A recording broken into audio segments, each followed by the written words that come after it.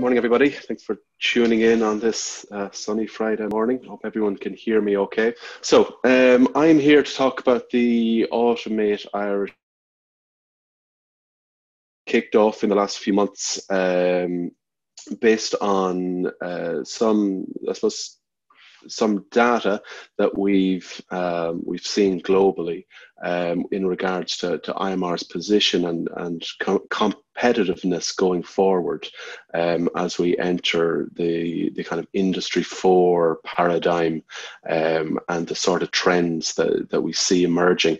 And it is intended to help organizations to increase their maturity, their understanding, and their integration into the kind of the automated world. Some are already heavily steeped in it. Some are looking to understand how they can get involved. So some of the trends I mentioned here, I just pulled some data. This is from a McKinsey report a number of years back, where they track the cost of labor over the last 25 years or so, and also the cost of robots. And you can see quite clearly from the trend that since 1990, there's been a divergence in the two. This is something that is, so the data is related to the US, but it's a trend that's common across certainly most industrialized nations. The theme is labor costs are going up and technology prices are coming down. And it's not just the robot prices that are coming down, but it's price per function. These robots are a lot more capable. Their systems are a lot more capable than previous generations. They're able to address new challenges. They're much more dexterous, much more flexible, much more able to deal with product variability. And so what this all drives is a proliferation of robots into the system globally.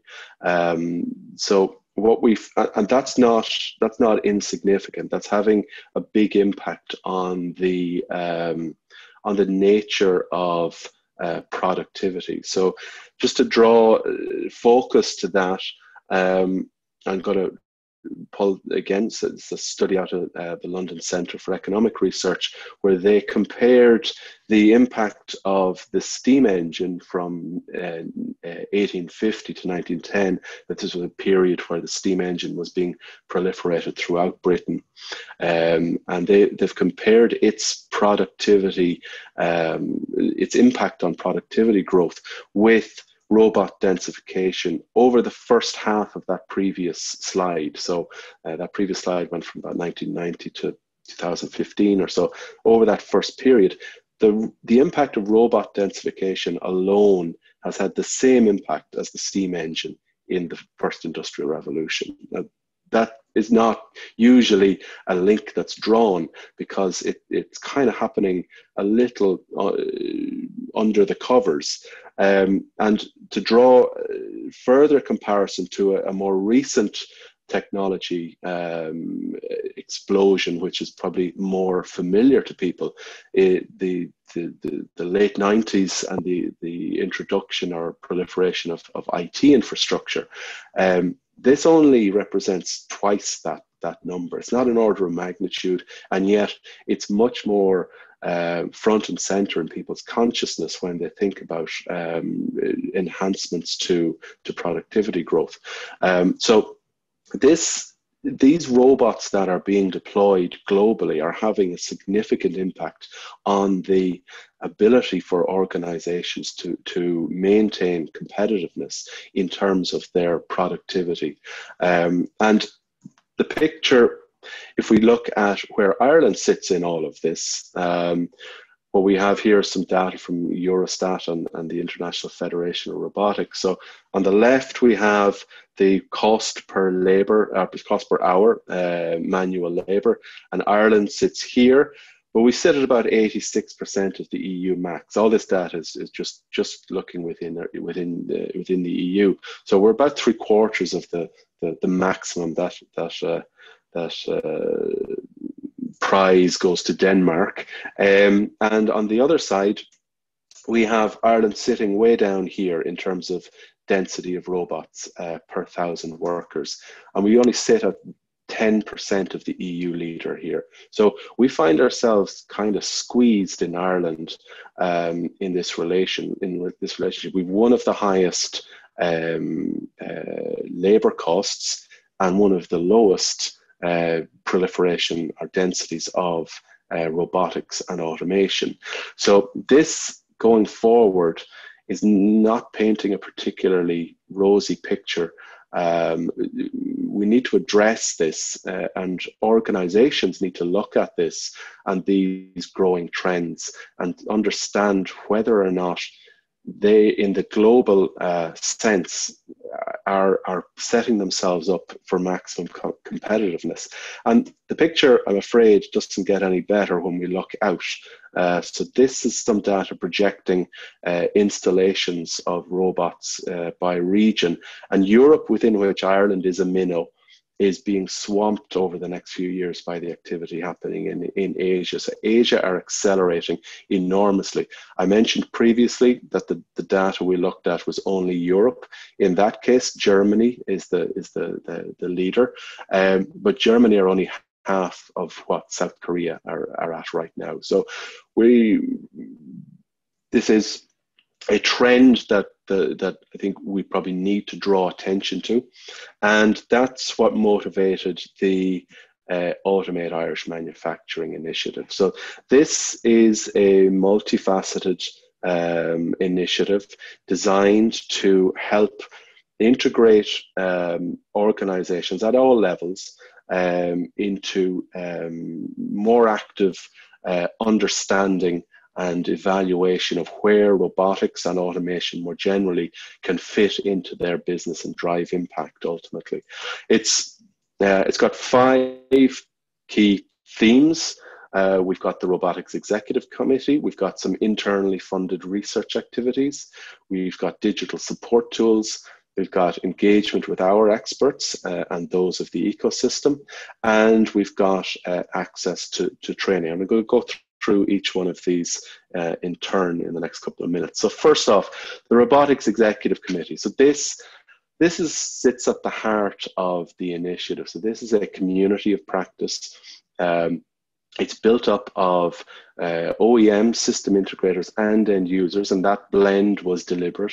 We wanted to drive and have a committee that represented the greatest coverage for the deployment of advanced robotics into manufacturing. This organization, or this committee, is growing. In fact, at the moment, we're taking on almost a new member every month. And this committee steers, along with IMR, the program of research that happens within the activity, within the project, but also operates as a kind of a networking and engagement mechanism. So that internal activities, those internal activities are primarily focused on what are seen to be the perennial problems that need to be addressed to ease the integration of robotics into the Irish system. So we've looked at, over the last 12 months, things like mobile robotic intralogistics to understand where they can help organizations. Also in addressing awkward objects, organically shaped objects, complex shaped objects with high reflectivity. So we've looked at everything from knee joints to croissants, and how those challenges can be addressed with these new technology capabilities. And then de-risking the whole space of human-robot collaboration and helping organizations understand where this new paradigm of operation can add value to their organization. Now, some of the outputs of this work are distributed more generally, but the Robotics Executive Committee are the group that sits and watches and is integrated into the work. So they get the, I suppose they get the benefit of seeing the sausage made, as it were. They see what has worked, what hasn't worked. And then ultimately we will disseminate some of the material. The other side of this is the creation of decision support. One example of a decision support tool which has been made more broadly available is the automation assessment tool, and Sabine will talk to that in a few minutes.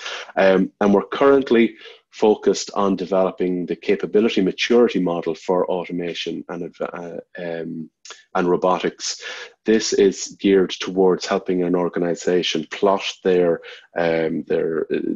path into automation, from perhaps automating an individual process through to having a highly automated facility, and understanding the challenges and opportunities that come with that, and ensuring that it doesn't destabilize other areas of their organization. This is then supported by the AIM platform. So this is the digital side of the activity. So this is powered by IMR's WKS system. It's obviously the internal research work feeds into this, but so too does curated material from thought leaders in the space. And it's increasingly now becoming a space where the community members can interact. So community members can post their challenges, look for feedback on them, look for insights that perhaps others have already achieved.